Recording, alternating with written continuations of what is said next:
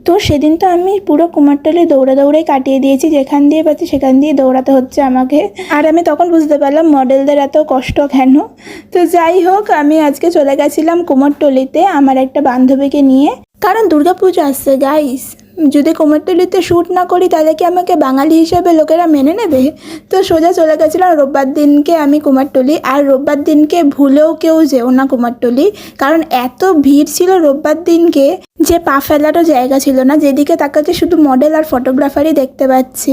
আর সেজন্য শ্যুটটা করতে একটু প্রবলেমই হয়েছে, কারণ এত রাশ হয়ে যাচ্ছিল, এখানে সবার প্রবলেম হচ্ছিল।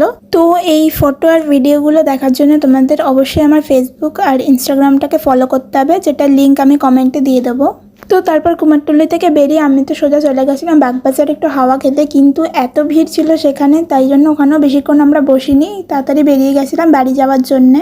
তারপর তো সোজা বাগবাজার থেকে ট্রেন ধরে নিয়েছিলাম। আর জানি না এর মুখটা এরকম উদাস উদাস কেন, কিন্তু এত ঘামেও আমার আই মেকআপটা একদম ইনট্যাক্ট ছিল, একটু উপরে লেগে গেছিলো, কিন্তু তাও এত ঘামের পরও যে এরকম আই মেকআপটা থাকবে, এটা একটা সত্যি একটা আনএক্সপেক্টেড ব্যাপার ছিল আমার কাছে, যার জন্য আমি খুব খুশি হয়ে গেছিলাম।